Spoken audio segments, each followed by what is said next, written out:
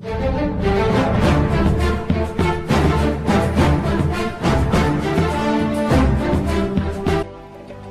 tout le monde, j'espère que vous pétez la forme. Bon, normalement je voulais faire une vidéo où j'enculais verbalement les Tenryu Obito, mais quand j'ai lu vos derniers commentaires, voilà, je me suis dit c'est bon, ils sont morts. Donc vu qu'on a réglé nos comptes avec les Tenryu Obito, d'ailleurs je mettrai tous vos commentaires en fin de cette vidéo. Maintenant c'est au tour de Big Mom, cette grosse baleine, ce sumo. Donc voilà, comme avec les Tenryu Obito, lâchez votre haine viscérale contre elle et je vous ferai passer dans ma prochaine vidéo. Bien sûr les gars, on va pas clasher n'importe qui, on va simplement insulter les personnes mauvaises, voilà, dans One Piece, comme Barbe Noire, Big Mom et plein d'autres personnages. Bien sûr je ne vais pas insulter les personnages qui sont dégueulasses, comme voilà JB par exemple, lui qui est une bonne personne, donc on va le laisser tranquille, mais à la moindre erreur de sa part, il est dans la merde. Bref, dans cette vidéo on va parler de Garp et de son enfance. Je vais aussi ajouter que ce sujet va être très court, parce que je n'ai pas assez d'informations pour vous en parler plus, et ça sera une mini-théorie.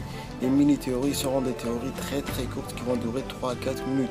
En vrai j'ai écrit cette vidéo à très longtemps, mais voilà, je l'ai repoussé à chaque fois pour avoir plus d'informations tout simplement, et je fais cette vidéo pour vous faire plaisir honnêtement.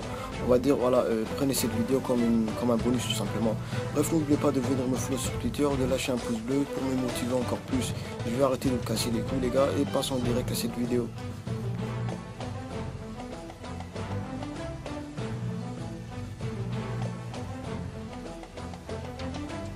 Dans le SBS volume 65, un fan demande à Oda de dessiner Garp quand il était gamin, et c'est là que je vois qu'il voulait être pirate, chose qui est invraisemblable vu que Garp déteste les pirates, même s'il respecte beaucoup le très grand Gold Roger.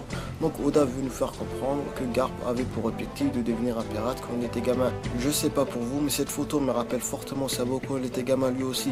Bref, dans cette vidéo, je vais essayer de vous théoriser sur comment il a changé de bord et pourquoi il est devenu un soldat au lieu d'accomplir son rêve qui était de devenir un pirate et de devenir libre.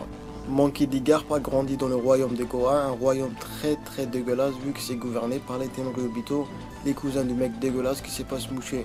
Dans ce royaume, la tension est palpable vu que les nobles ne se mélangent absolument pas avec les citoyens, ce qui rend les choses très difficiles pour les citoyens. Pour ceux qui ont oublié, Sabo a grandi dans ce royaume, et si vous avez bien suivi le flashback, vous pouvez voir que voilà, que ça confirme tout ce que je viens de dire.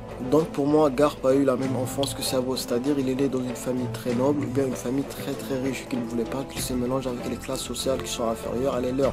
Donc il a décidé comme Sabo de ne plus être comme eux et d'être libre. Et cette photo reflète sûrement l'enfance qu'il a eu après qu'il a coupé les liens avec sa famille.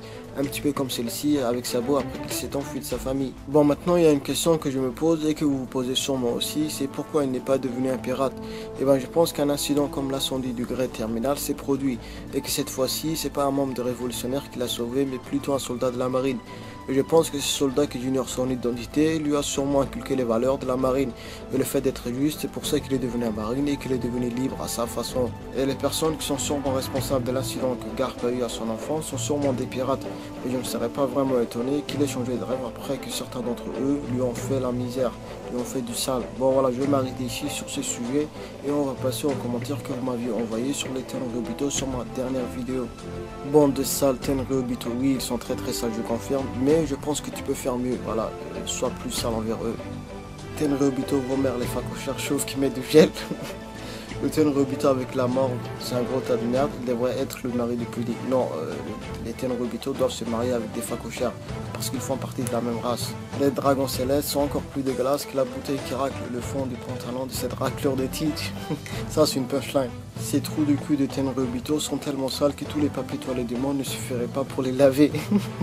Les dragons célestes sont tellement dégueulasses que les mafieux albanais les prendraient pas dans les réseaux d'organes et de putes. Oh là, putain c'est chaud frère. Bon, cette vidéo touche à sa fin, merci d'être resté jusqu'à la fin. Bon oui, cette vidéo est très courte, mais je vous ai quand même fait 3 vidéos cette semaine, chose qui est énorme de ma part.